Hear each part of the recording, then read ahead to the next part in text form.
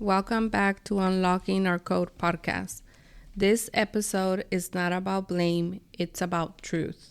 It's a quiet conversation that many daughters have been carrying inside their bodies but didn't know how to speak. For the daughters who buried their longing because it was too painful to hold. For the daughters who didn't feel protected, seen, or held by their fathers. And for those who didn't even realize that was the wound. This conversation is about the crisis in fathering, but also the crisis within the father. And this will be a 2-part episode. And hi, Lou. Hi. How are you doing? Good. I was realizing as you're speaking that I'm had to brace myself for this episode. I think we both. I was like, oh my God, as I was putting it together. And shedding tears as I'm listening to it, I'm listening to it come back to it. I was like, oh my God. So, yeah, it's, this one hit, they all do, but this one is because I feel like I'm still, it's something that I'm still working through. I mean, I've said it before, that I feel like I've mentioned before that, my relationship with my dad was rocky and although I feel like it's way better and, I love the man to death, but this one's still just working on it, man. Yeah, no, definitely. I hear you on that. I feel like the father topic is not easy to talk about. It took us, since we started the podcast, right? Yep. To open up to speaking about it, especially because we're very much in the middle of our healing journey with that. And I don't think it's something that ever truly ends. It's not an ending that we're looking for, but it's peace within us that we're trying to achieve, right? Within this topic. So yeah, even one of the lines that really, as I was writing the opening is, this line really stirred something in me.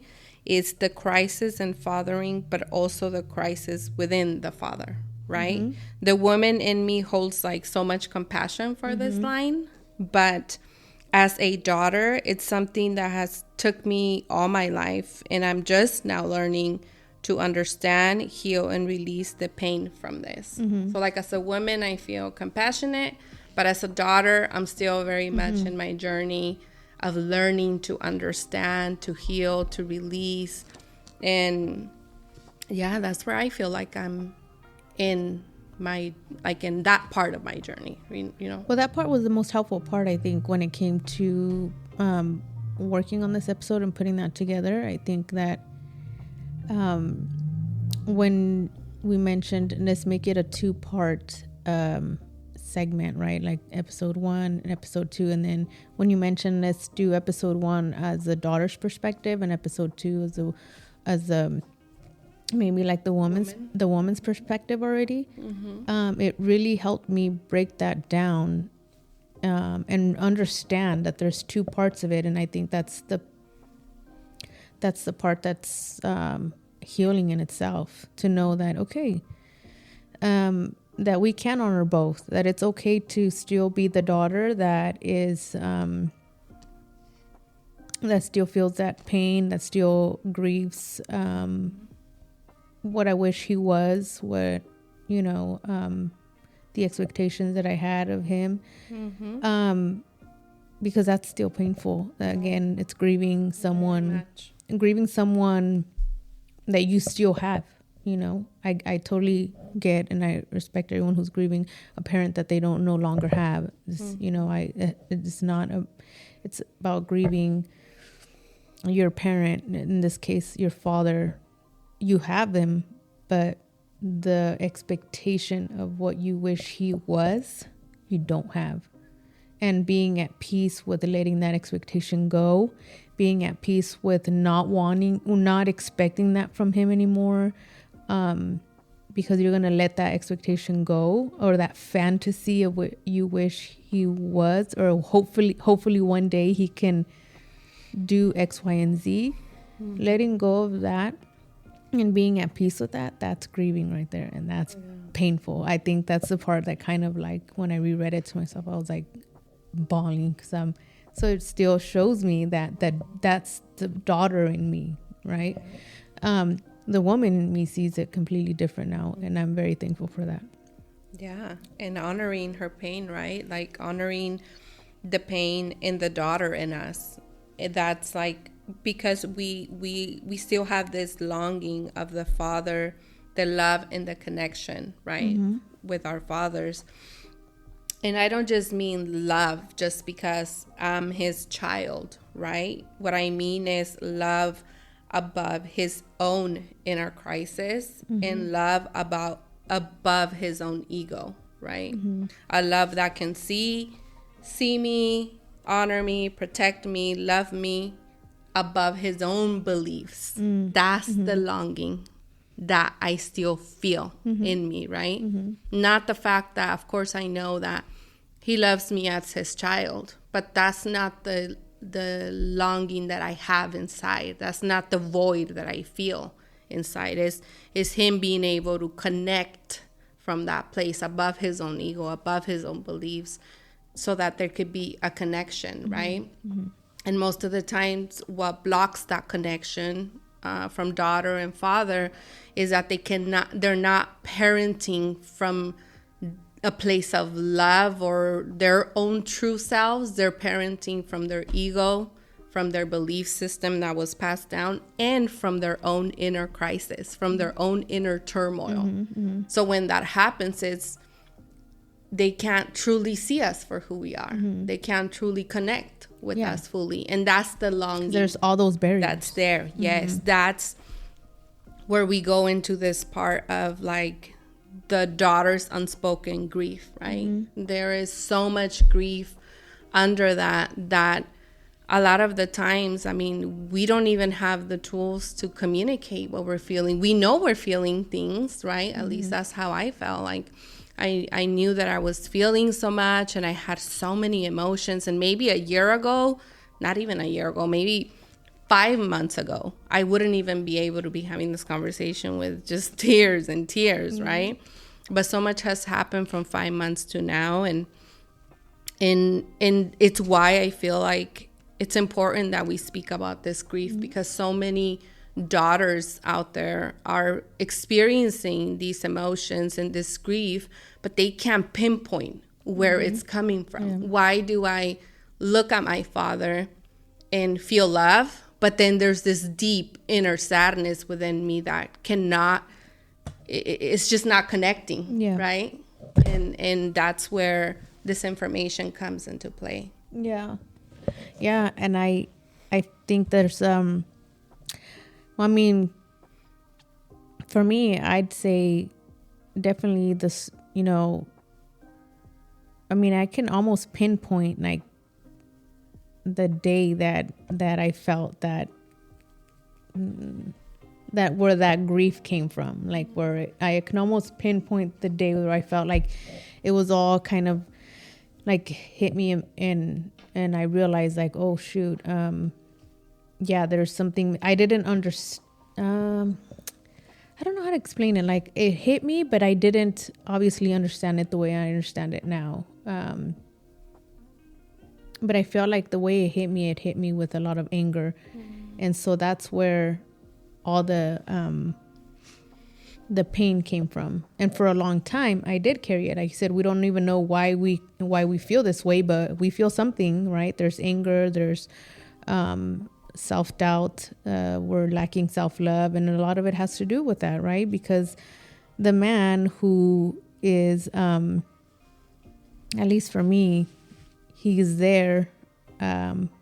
He's like the love of my life as the first man that I'm like in love with. Like I love my dad, and he was the first one to literally like break my heart. Like the first person that actually gave me my first heartbreak. And that one just stuck with me forever. And it shaped me to who I was, to who I am now, right? It shaped me all along the way.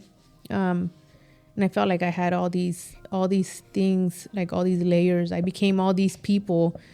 to try and protect that pain because I didn't understand that I was carrying that pain. So for me, it definitely was a moment. I want to say I was like in my young teens, 15, 16. When I, when I found out that my dad was having an affair, that to me was extremely shocking. I was like, to this day, I could still feel like, I remember the feeling, like feeling all my body, like super, like hot. Like I just didn't understand it. It was the most heartbreaking thing ever. Right. 'Cause it was betrayal. It was, just shock. Right. And I didn't know. So I felt like what's going on? Like, I can't even believe what's happening right now. Right. And so, that led me to so many things, because it felt like not only did he betray my mom, but like he betrayed us as a family. I had this image of my dad, of who he was supposed to be, of what he should have been. And in that moment, that day, I remember it was Ash Wednesday. I'll always remember it was on Ash Wednesday. And it shattered everything. I remember just seeing, it felt like I couldn't even see color. There's only been 2 days in my entire life where I was that heartbroken that I felt like I couldn't even see color. Like everything looked gray. And that was one of the days. I just remember saying like, everything that I thought my dad was, he isn't.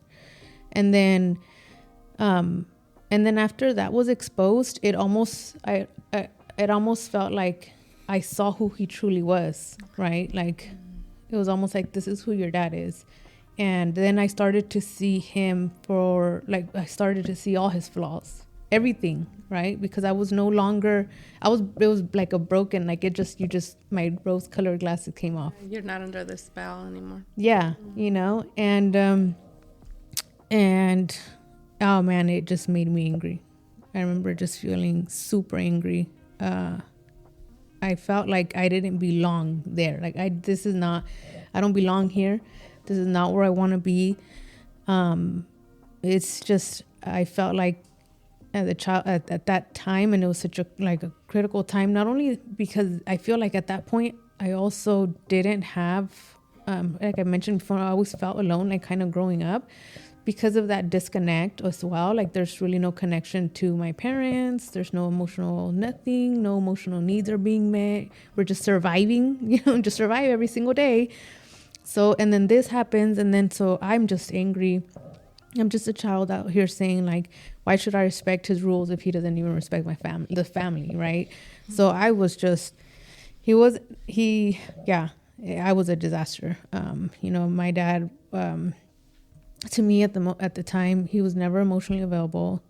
He wasn't as a husband, he wasn't as a father, but that feeling stayed with me for a long time. And because it was painful, I feel like my mind, my nervous system covered it with anger to try and protect me. So then I just, I was just angry because I realized that he was physically there. He was always there. He would go to work. He would pay the bills all the time. He was a provider. That's who my dad was. My dad was taught, like many men are taught, to provide. But emotionally, he just wasn't there. There's nothing. He was absent. He didn't know how to connect with us. He didn't really ask questions. He didn't check in. Didn't really say nothing about like school, nothing, like just kind of like, I want to work, I'm here, I'm gonna go to sleep, okay, I'm gonna go to work, I'm here, okay, bye. It was tough love, right? And I obviously as a child, I felt like I needed something more.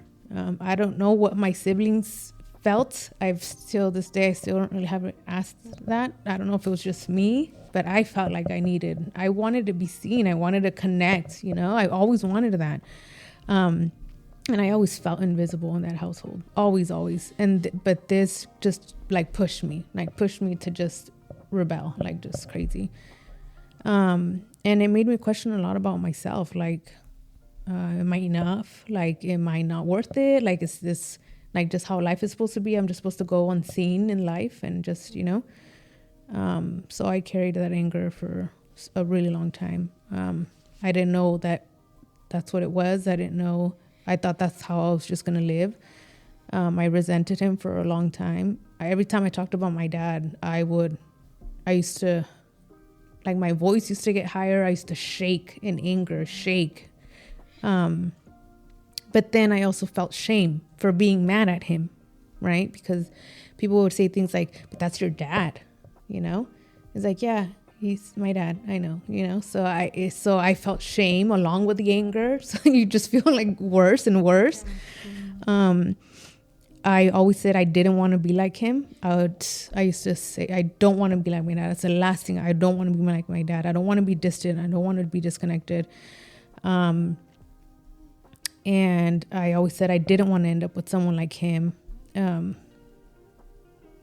But I feel like because I never felt emotionally safe, I started to become like tough. Like I toughened up to where I was thinking like, well, I don't want to be like him. I want nothing to do with him. I don't need him. I don't need anybody. I don't need anything. And then all these walls kicked in, right? And so then, and then I feel like I lost myself. Yeah. Right? Because I wasn't even trying to, at that point, I was just trying to survive. I wasn't even realizing like what was really happening to me, you know? Yeah. And that's a lot of what you're saying. I can definitely relate. I mean, my first memory of my heartbreak with my father, I was 3 years old, then 8, then it just kind of went on and on, right? So it's just like, I feel that a lot of that is not talked about because of that belief that you mentioned. Well, he's your dad. Yeah. Okay, he's your dad, but I'm not allowed to feel my pain. I'm not allowed to express how I feel. Everything is about protecting the other person, but never about you being able to express yourself. And what ends up happening is we just suppress all of this information, and what we do is we turn inward. We turn it in ourselves. So we start self-destroying ourselves because we think we must be the ones that are wrong, right? And that's the unspoken grief behind it all, right? There is grief from a daughter even while the father is alive. Of course. And that feels extremely difficult to overcome. It's very painful to grieve a living father, right? And the grief comes from a father being a ghost at home, like you said, right? From physically being there, but emotionally not connected to the child. From being focused on providing, that their main priority is survival, not connection. And I don't blame them. You know, this is what they learned. This is the information that was passed on. But we're also not going to deny that that's what hurt us, right? Also, a deep pain from their silence, from not speaking up and staying just in the shadows, and using fears as their main tool to father. Because of their own fear, they would father from that place, right? And as a child and now adult, right? When I didn't have awareness about this information, like I said earlier, I simply internalized all of it, meaning I had these internal feelings I felt, but I didn't know why. And I couldn't either blame my dad. Like you said, I couldn't blame him because if I did blame him, then it was too painful, right? So the best choice out of survival was to just carry it inside and use it to self-destroy myself without being conscious that that's what I was doing. So physically, that looked like anger towards the masculine, just not having any empathy towards men, right? Or not thinking anything positive about them. Always feeling like I didn't belong, right? And the need to prove I was worthy. I always felt unworthy, so I was always on a chase. Like, I got to prove myself, and I got to do better. And I'm always chasing the best, bigger thing, the bigger title, the bigger this, so that I could just prove that I am enough, right? And also a deep sadness, a longing to be seen. So carrying this big wound of just needing to be seen, right? And it all roots from that place, from what we were given by our fathers, right? Not intentionally, but this is the truth of what happened from that crisis, from the fathering crisis. And this is the fathering crisis that we're talking about. It's why we bring awareness to it, not to blame, but to bring awareness, and so that we can start paying attention. What areas are we still showing up like that in our life, right? A lot of the crisis within the father is not something that they do intentionally, right? It's something that is just a program that was passed down from their fathers and their grandfathers, and it just the story continues, right? Fathers also suffer from this crisis, even if it's in silence. More often than not, it's in silence that they're suffering, right? Also, they carry guilt, shame, sadness, and longing to connect. And this guilt sometimes also turns into self-destruction, right? It's why we see, I don't know if that happens to you, but I see a lot of the fathers having heavy addictions with alcohol. That's one of the main ones that I see. It's like numbing, right? Because they're carrying all this internal feelings inside. A lot of the times, it's not because our fathers didn't want to be good fathers. They didn't know how to be good fathers. Everything as a father, how I see it in this moment is the world, how could I say, just set them up for failure from the beginning. There was no tools for them on how to do things different. Other than pain, right? Other than their own. There's some fathers that did wake up from their own pain, but most of the fathers have just been repeating, well, this was the map my father gave me. I will follow the same map, and everything will be fine. But no, it will not be fine. And one day we will see the consequences of that, right? And as a daughter, from going through this with my own father, I seen a man that was confused of what his role was as a father. I saw a peacemaker at his own expense. He just sacrificed himself over and over just to keep, quote unquote, peace at home. I seen a man that only knew how to show up physically, but not connect. He knew how to be present. I'm home, I'm here after work. But after that, I don't have tools to connect with my children, right?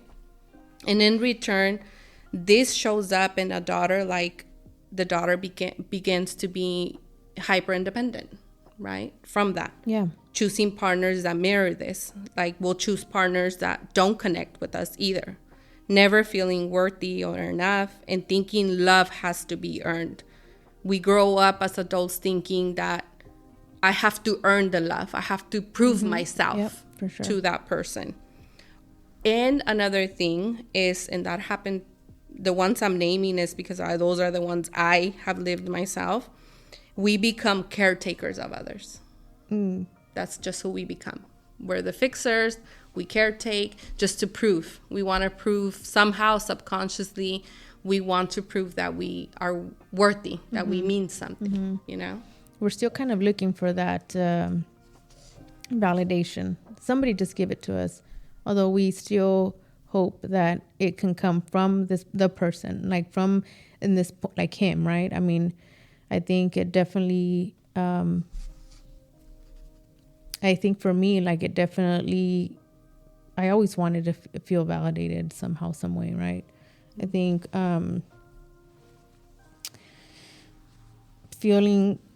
growing up feeling like emotionally unseen or being emotionally disconnected, for sure. I was searching for it everywhere else, anywhere else. I would get it from anywhere, you know. I just went looking for like love or that validation in all the wrong places. I remember, I've mentioned it before, but like being 15 years old and being in a relationship for 4 years, you know, and it was abusive. It was physically, emotionally abusive, but I stayed there. I was angry because I didn't want to be home. I was like, I'm going to stay here. That I don't want to be here, but I'm going to stay here, right? I think a part of me knew that I I know a part of me knew that I didn't want to be there, but then another part of me didn't think that I deserved anything better than that. So I was chasing love, right? Even if it was temporary, even if it was conditional, because that's what I thought that's what love was. I didn't know what it was. I didn't know what it looked like, what it felt like. I didn't have a good representation of it at home. So then I was just like, maybe this is what it is. I don't know, you know?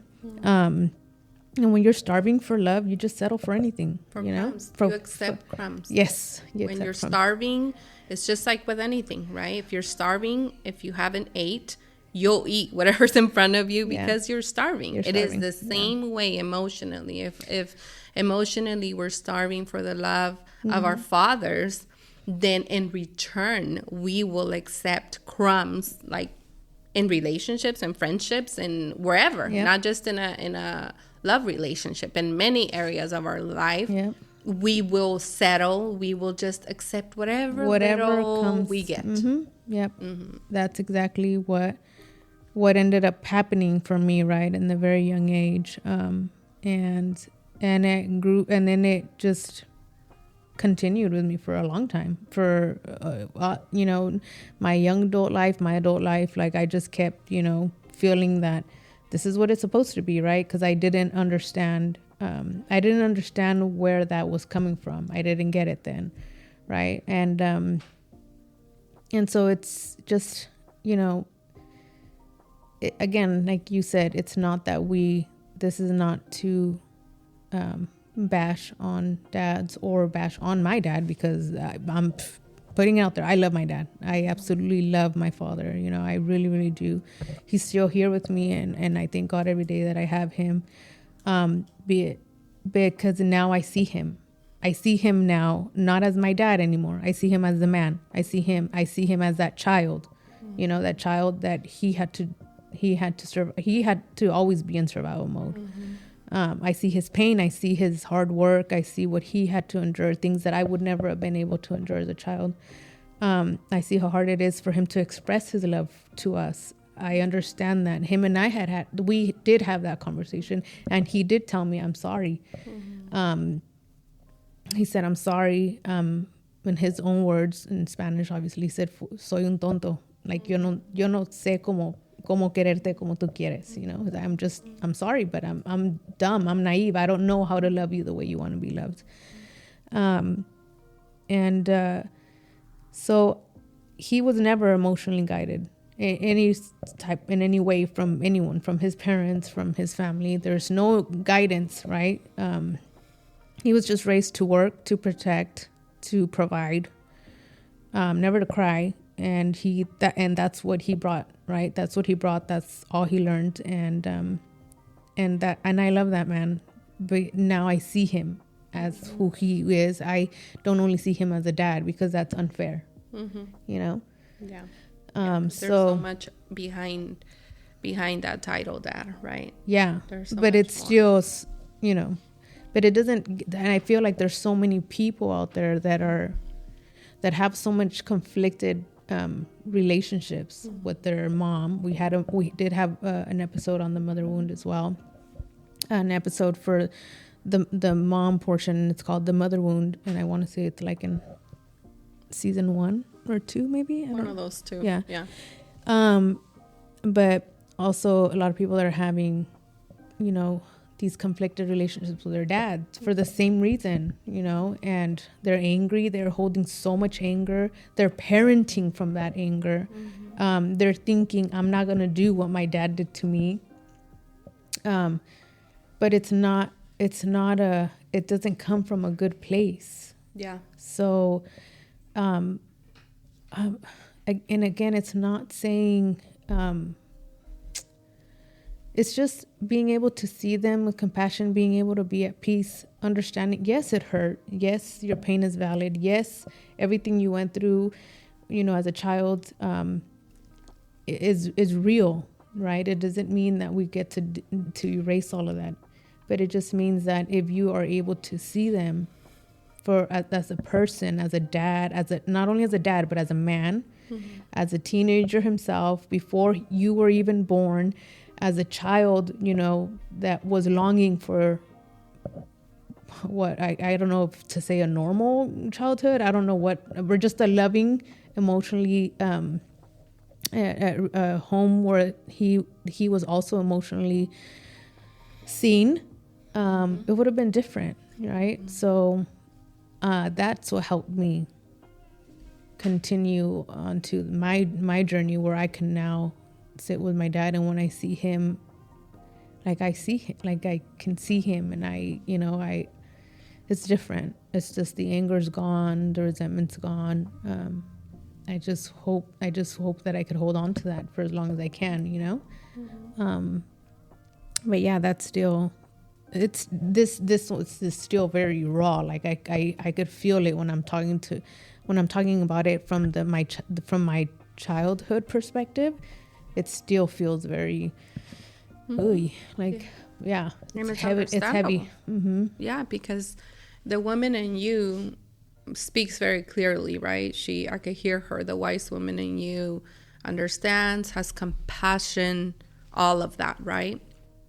And all of that could be happening all while your inner child is still suffering. Mm-hmm. They could both be playing at the same time. And that's the beauty of this journey, right? That we don't have to choose one or the other. Because I'm very new to actually I could say that in the last 2 weeks, I've now been able to find more peace, because 2 weeks before that, I was still struggling very severely. Yes, I had peace, but not the peace that I have right specifically in this moment. Mm-hmm. And it was because exactly what you said, because I had a conversation with my dad about a week ago, and I was able to see him as a man. I had never been able to see him. I knew, obviously, the woman in me knows that there's a man in there, but I was not able to see that because I was not giving myself the permission to. The pain was too big still, too raw in me, that no matter what he could have told me before that moment, I was not open to seeing him. But it was like it was like divine timing, right? This conversation happened with me and him alone. And he opened up like I've never seen him like that. And I think that's actually what helped me finally see him, because before that, I had never been able to like see the man behind the father. But when he opened up and he was able to share his feelings, he was talking to me from his own man. Mm-hmm. He wasn't talking to me as a father. Mm-hmm. He expressed his pain. He cried, but he was saying all this information like, I'm a man in front of you giving you this information, right? And when he opened up like that, and I was able to see the man in him, and in my heart, I felt it in that moment. My heart just opened, and I said, oh my God, he's in pain too, right? So it's like, once we allow ourselves to see the man behind the father, I mean, things start like changing, right? But like you said, yeah, we don't make excuses for the pain. The inner child has all the right to feel how she felt. Yes, if you feel abandoned, if you feel like you never had connection, the wise woman in us cannot come and tell the inner child, that's fine. You're fine now. You can move forward. No, that will not happen. That's bypassing. Your inner child can cry as many times as it needs to, because she's the one in pain, not the wise woman, right? The wise woman understands it. And that's where I've been able to kind of just accept that my inner child longs, like what she longs for, see her pain, honor it, but at the same time, honor the woman in me, right? It was like both of these parts finally merged together.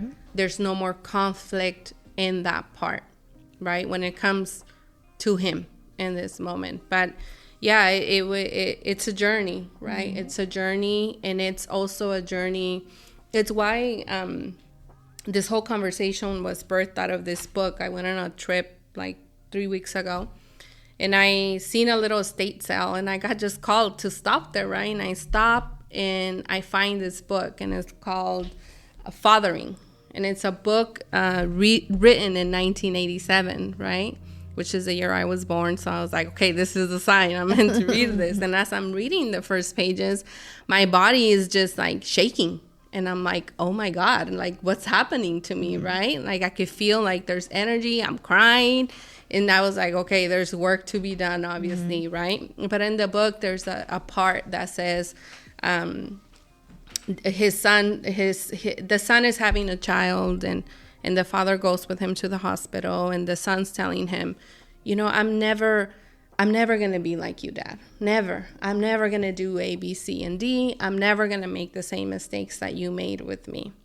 And the dad said, and that's good. You know, you won't make the same mistakes that I made. You're going to make your own mistakes, right? So it's not about being perfect as a father, right? It's about just embracing the whole information that's there. And it has to be at your own pace. It cannot be when someone tells you forgive your father. I've been in my journey for 5 years, and not until today, until this last 2 weeks, have I been able to find peace. And I worked on it nonstop, right? So it's not when others tell you, it's when you feel like it's that time to finally call in peace, right? And the peace arrives because you no longer protect your father because of what he did. If you're protecting your father because you're saying, oh, well, he's my dad and I owe him this and I owe him that, you're protecting him. You're protecting him over your own self. And that's like still keeping the inner child quiet, not speaking the truth because you're honoring, and there's a belief there that you must protect others above your own self, right? To keep the peace. But the peace is not real, because if you spoke your truth, what would happen? What would happen if you did speak your truth? Would there still be peace? So if you have a belief that when you speak your truth it would break everything, that's not peace. That's distortion, right? So yeah, it's definitely, I understood the fathering role as a daughter. It's very important that as a daughter we have a voice, that we honor what she felt, and also that we give ourselves an opportunity. It's good to give ourselves an opportunity to see the father, the man in them as well, right? So that we can understand that our fathers were not given a map where they come from, and that in this book he was interviewing men all over, just talking about their fatherhood. And he said that what he found most astonishing is that mostly all men felt guilt. They all wanted to connect with their children, but they didn't know how. And they felt so much guilt and so much shame because all they knew was to provide and kind of just be like the dad that they were taught to be. But then they seen mom be emotionally connected, and they felt guilt, but they didn't know how to do it. Yeah, and you know what? One thing that I'll always, that's one thing that I'll always take back, is that after having this conversation with him and him telling me that everything that you are saying that you wish that I could do for you, I wish I could do for you too. Like I wish that I knew how to do that. You know, I wish that I could have done so many things different. I wish that I knew how to give you everything you're asking me for. I just don't know how to. I don't know how to do that. I was never taught that. So, you know, he just said, like, he was sorry, and he said, I'm sorry. I can't give you that. I don't know how, but just know that I love you so much. And, you know, and that, like, that conversation with him was probably one of the best conversations I needed in my life, right? Like I needed that. As a child, I think, like, or many men, like a lot of men that are not emotionally taught how to connect emotionally, they just are not, that's not what they're taught, right? I feel that providing is enough, but I feel like your daughters don't just need someone to provide. They want to also feel safe, emotionally safe. They don't only need protection, like physical protection, like, oh, you're a big muscle, like you can protect the household. They don't only need that. type of protection. They don't only need you to provide. They need you to be an emotionally safe space for them, because you are the person. For the man out there, you're teaching your daughter what to expect when she's ready to find a partner. Whatever you teach her, whatever you allow, whatever you don't teach her, she's gonna go and figure it out on her own. Doesn't know what to expect, and she's just gonna settle for whatever crap comes her way. If you start teaching her what to expect, if you start teaching her how to, keep her emotionally safe, she's gonna look for that in someone else, someone who's gonna keep her emotionally safe.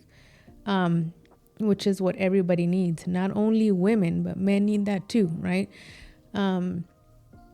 What you show her who you are as a husband, even if it's not a good in a relationship, that whatever, I just feel like I always tell my husband, like, the things that for me, because we have 2 daughters, so I tell him, the girls are watching, they're learning from us. If one day they grow up and they find a relationship and the person is not emotionally available for them, or the person starts being mentally or emotionally abusive, if we are giving them that at home, when this partner of theirs starts doing that to them, they're not going to be shocked. They're going to be like, this is normal. I know what this feels like. I know it's normal. I've lived it. I've survived it. This is normal for me. And it opens a gate for so many other things that can go wrong, right? So I tell him, we need to show them what's something that they can. So when they do, we need to show them what we want for them. So when they grow up and they go into a relationship and they start seeing or feeling emotionally unsafe, they're like, wow, what is this? What's going on? I've never had experienced this. This feels uncomfortable. It's not what I want. Boom, I'm out, because that is not normal for me. So we can't expose them. You know what I mean? I don't want to expose them. But then there's people that are out there saying things like, no, you got to teach them tough love. You got to teach them now. So then they're ready for when they go out to the real world. They already know what to expect. And it's kind of like, yeah, if they know what to expect because you as a dad is teaching them that, they're going to allow it, because they're going to be like, yeah, I live with that. I live with that at home. Yeah, and that's why a lot of, now that you're saying that, it brings to me this thought of, like, I always hear men all the time say, I don't ever want a daughter. No, I'm so grateful I did not have a daughter. Why? If a man is saying that, red flag, big time, big time. Why? Because he will be the model for her. So what they're really afraid is, like, I'm not the model. That's what they should be saying. Right? Like, how could I change that? Right? So I don't know. That's a comment that always has bothered me when I hear that, when men say that, I don't ever want daughters, because I'm like, that's so sad for you. Why? I have both worlds. So but yeah, it's just that, this information is obviously something that we've been wanting to share for a while, and truly it's just our truth. It's our own journey. It's not for everyone. We don't ask for everyone to agree with it either. It's our own truth. It's our own journey, and if you learn a thing or two, hey, so be it. No, yeah, right? If hopefully they can, and if you can relate, if you can take something back, if you can even get a glimpse of some sort of key word or some sort of awareness that can help you start to see your father differently, or start fathering differently, that's it. That's all that matters, right? Once you see it or once you hear it, you can't unsee it or unhear it anymore. So, but yeah, this is our, like, for us, how fathering has shaped us, for sure. And again, like Devi says, we don't expect everyone to agree with it, but this is definitely ours. Yeah, for sure. So with this, we will close episode 1 of this. On the second episode on this, we will come back as the wise woman on the fathering topic. We hope you enjoyed it. Yes, always, you know how to find us at Unlocking Our Code Podcast, and we will see you on the next one. Bye. Bye.